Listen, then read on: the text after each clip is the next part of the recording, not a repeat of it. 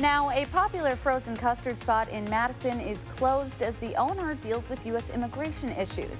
And the Ironman returned to Madison today. How athletes and organizers are ensuring everyone finishes safely. Plus, a Wanakee festival shows families what farming was like in the 1930s.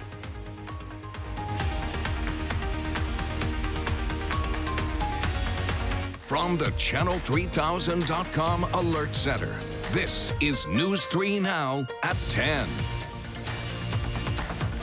Thanks for joining News 3 Now at 10. I'm Amanda Quintana. Right now, a beloved frozen custard shop in Madison is closing up shop for the last time.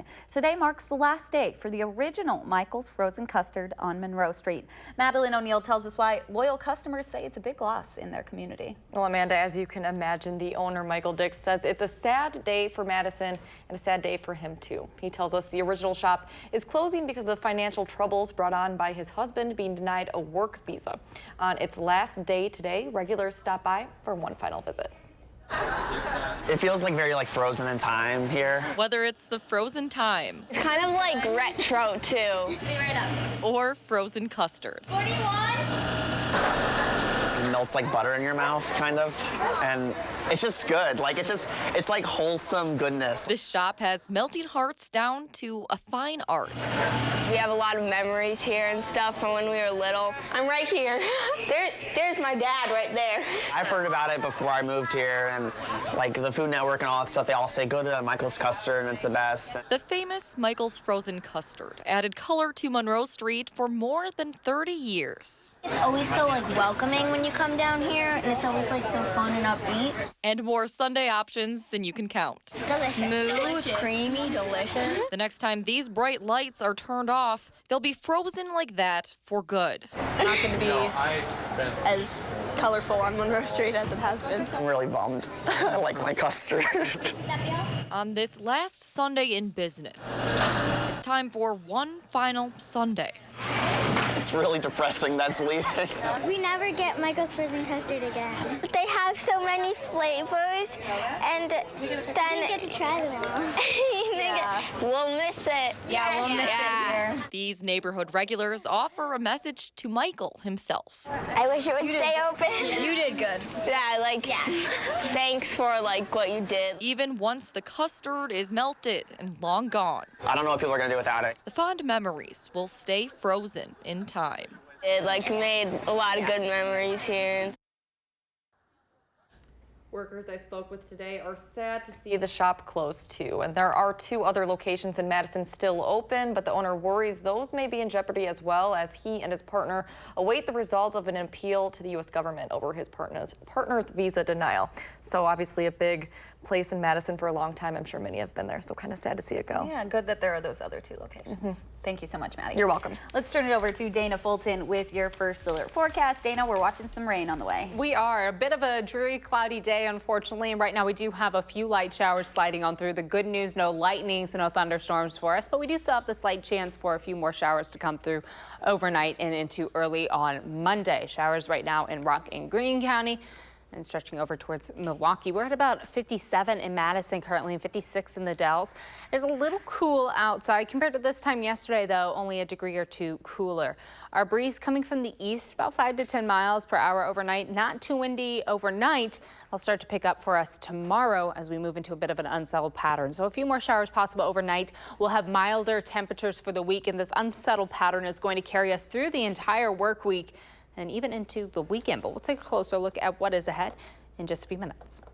Thank you, Dana. More local news now. A person is dead after an intoxicated driver rear-ended a dump truck in Milton early this morning. Milton police say authorities were sent to East High Street near the intersection with McGowan Lane shortly before 3 o'clock. Officials say the driver, 20-year-old Joseph Overbeek of Delavan, rear-ended the legally parked truck. Overbeek suffered minor injuries in the crash, but his passenger had more severe injuries and was taken to a hospital where they later died. Officials say speed was not believed to be a factor in the crash, but neither victim appeared to be wearing a seatbelt, and if the passenger was wearing a seatbelt, they likely would have survived. Overbeek was arrested on charges of homicide by intoxicated use of a motor vehicle and operating after suspension causing death. He was taken to the Rock County Jail. Police say they have identified a person of interest in 2 recent burglary cases involving a naked man. Officials say one victim reported that a nude man entered his house Monday and stole money out of his wallet. The following day, police received a call from a frightened woman who reported a possibly naked man had entered her bathroom. The man ran when she screamed upon waking up. Madison police are holding the man at the Dane County Jail on a probation hold, but detectives don't have probable cause to make an arrest. They say they have sent evidence to the Wisconsin State Crime Lab as part of this investigation. Milwaukee police say an officer shot and wounded a man who was near a suspect police were trying to arrest. The shooting happened early this morning when police were trying to make an arrest in a high-speed chase. An officer believed the 22-year-old suspect was reaching for a weapon, so they fired one shot but struck a man who was in close proximity. The 41-year-old victim suffered a serious injury, but police say he is expected to survive. Officials say the officer who fired his weapon will be placed on standard administrative duty. All locations of the Madison Public Library will be closed Thursday for a staff in-service day. A release says regular hours will resume Friday. Library customers will still be able to return items in book drops, and the library's databases and downloadable audiobooks and ebooks will still be available online. In June, 3 men died during the swimming leg of 2 separate half Ironmans. 59-year-old Dr. Scott Beast had a medical incident during the Lake Mills race and went underwater. The next week, 2 men died during the Madison half Ironman. 38-year-old firefighter Todd Mahoney and 61-year-old Michael McCullough were transported to the hospital where they later died. Today in Madison, athletes were competing in the full Ironman challenge. That's a 2.4-mile swim, a 112-mile bike, and a full marathon through Dane County. Gabriella Becerra shows how organizers and athletes prepare to stay safe during this long race. This is a long, hard race, and these athletes have trained for a year or more, and they've pushed themselves, and they push themselves here. And we want them to feel comfortable pushing themselves to the limit, knowing that if they push past that limit and they need help, we are here. Right next to the finish line, volunteer medical professionals are assisting injured athletes. Coming out of the swim, we've seen a lot of people just, it's so choppy today, they're swallowing water, they're getting some panic attacks. You know, that's pretty normal. On the bike, it's usually big crashes, which can be wondering if they're fractured anything. And then for the run, it's twisted ankles and just dehydration and people hitting the wall. First responders work with organizers to ensure safety protocols. We have weather contingency plans, we have water quality contingency plans. You know, we have all of these plans in place that we can enact, and with their support make it happen at a moment's notice. Having a plan is also how the athletes get ready for the race. Having a plan on top of a plan on top of a plan. So the best way to not be prepared is not to prepare at all. Alexandra Easel is training for her 3rd Ironman, and apart from swimming, biking, and running multiple times per week, athletes also need to prepare nutritionally. Salt intake's kind of a big deal too, so making sure that you are really keeping your electrolytes so you don't go into any kind of your hypoglycemic shock or anything like that. Despite the challenge, she says crossing the finish line is the best feeling ever. Keep to myself this momentum, be uncommon amongst common people. Not everyone does this. So to walk away from this, it can travel out your whole life, but you can do hard things, and this is a hard thing. Gabriella Becerra, News 3 Now. Dr. Mark Anderson says the race can be a shock to an athlete's body, especially if it's their first time. So in the following days, he says it's important to drink plenty of water, eat food, and continue exercising. 28-year-old Spaniard Emiliano Guano Munoz, won the men's race in 8 hours and 34 minutes, while Lindsay Corbin took the women's title in 9 hours and 13 minutes. Congratulations to them. Artists of all ages brought their drawings to life for everyone to see at Sidewalk Chalk Art Fest at Tangent Kitchen and Tap Room. Artists competed for the best local chalk artist along East Washington Avenue. An event organizer says her goal was to have a way to bring families, kids, and even college students outside for an afternoon and express their creativity. It's really cool. So at first we kind of just thought that we'd hire artists, and then we're like, well, you know what? They don't have to be professional. People were also able to browse local arts and crafts like henna, caricatures, homemade candles, and fall accessories. An event in Waunakee is teaching families what it was like to farm in the 1930s.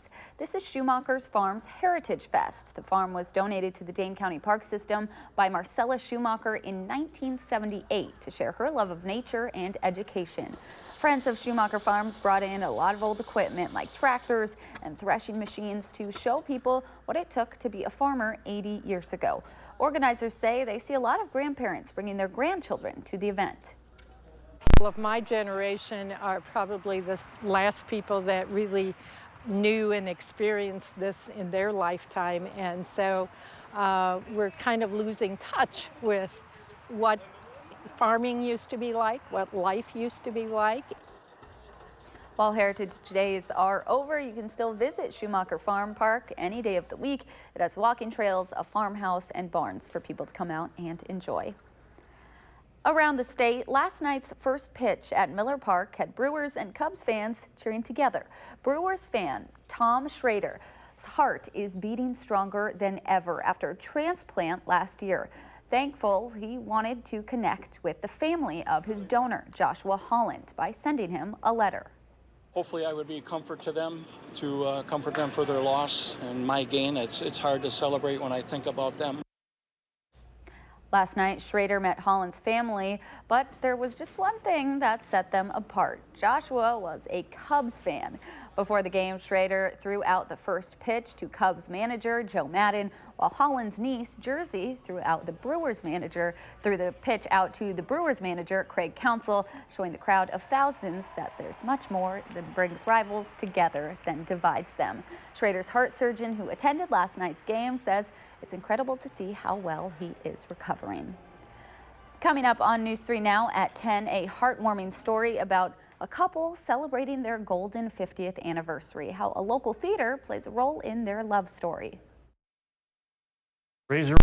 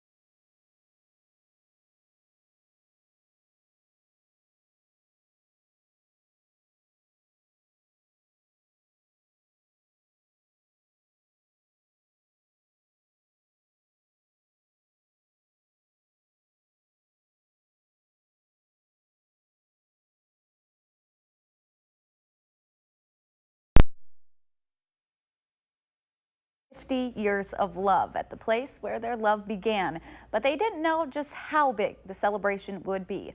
Photojournalist Emily Burdett and I share their story. Thank you for coming. I'm so excited. The Barrymore Theater is known as a place to watch theater and movies, but for some, it's also a place to fall in love. My dad offered my mom a ride home. For Erica, Alyssa, and Emily, the theater is where their family started. In 1966, their mom, Sue, was the popcorn girl, and Dad, Larry, was an usher. The rest is history. My parents have a very special relationship. They always come back together, and they are a true team. The couple was ready to make it official. They'd be together forever. But shortly after their engagement, Larry enlisted for the Vietnam War. My mom got too restless and wasn't able to imagine the next 2 years living without her husband. They were engaged for a while. Then he had to go to Germany. 6 weeks into Larry's 2-year deployment, Sue couldn't wait anymore.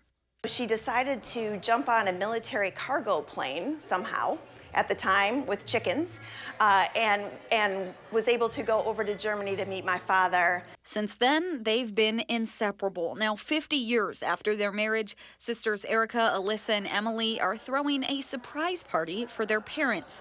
At what better place than where the couple met? They will be absolutely blown away. Seeing all of their friends and family here to celebrate them is going to be quite emotional. Sue and Larry think they're going to dinner. Meanwhile, 100 people are gathering in anticipation of their arrival. It is 4:11, starting to get nervous. After tracking the couple's location, it was time for the big reveal. So happy and so excited. It's crazy. Oh, I was shocked. I still am. I'm just overwhelmed. Yeah. They never saw it coming, just like the love formed out of a ride home from work.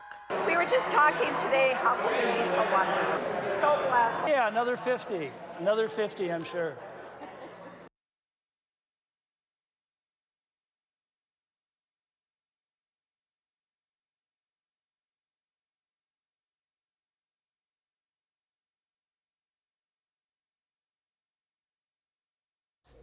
The Barrymore Theater is currently undergoing renovations that officials say will cost about $200,000. The nonprofit group that owns the theater is looking for donation in hopes the Barrymore can continue growing and evolving as part of its community. Congratulations to them.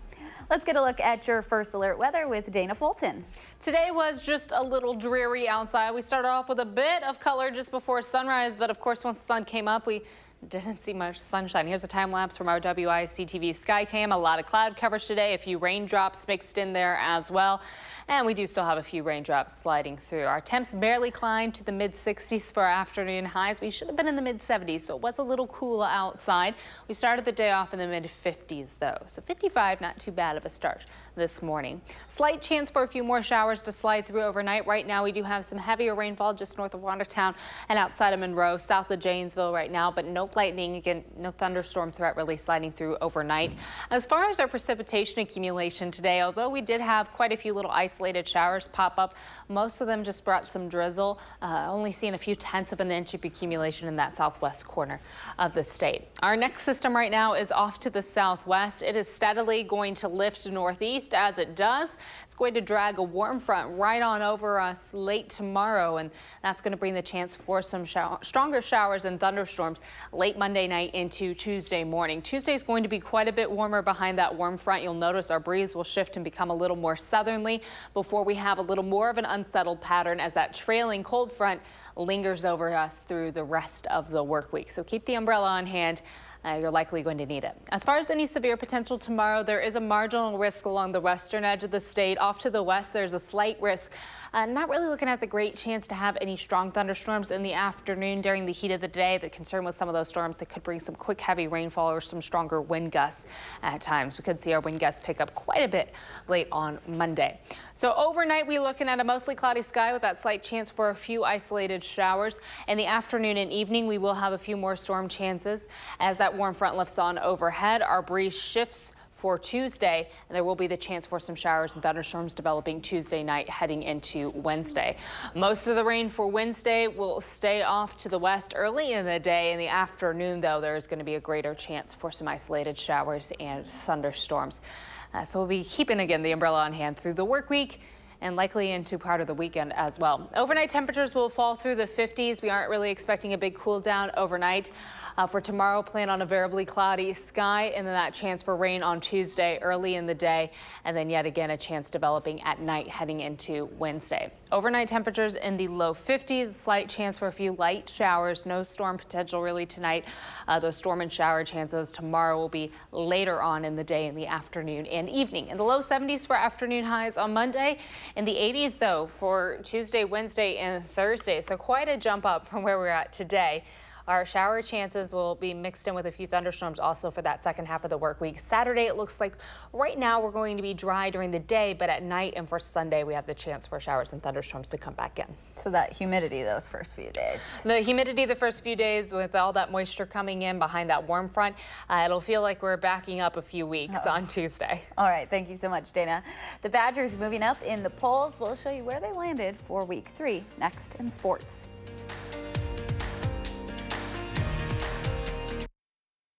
News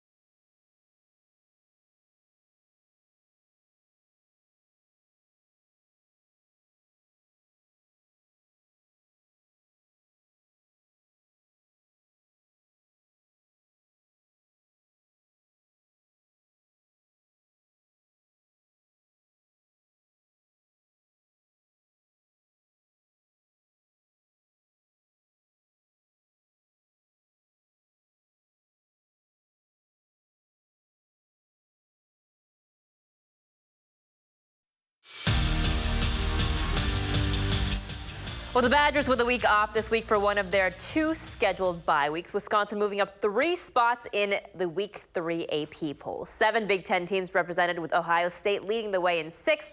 Michigan will come to Camp Randall in a little less than 2 weeks. They're ranked 10th, dropping down 3 spots after squeaking by Army in double overtime yesterday.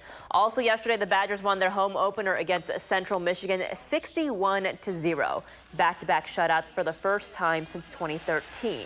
And on offense, what a display from Jonathan Taylor, who scored another 4 touchdowns to bring his season total to 8. That goes along with Jack Cohn, who put up the 5th highest yardage total in program history. On the other end of a lot of those throws was Quintez Cephas, who helped Paul Chryst earn his most lopsided victory as head coach of Wisconsin. Yeah, it definitely feels good when you're playing like that. I feel like just the whole offense and the defense were just clicking.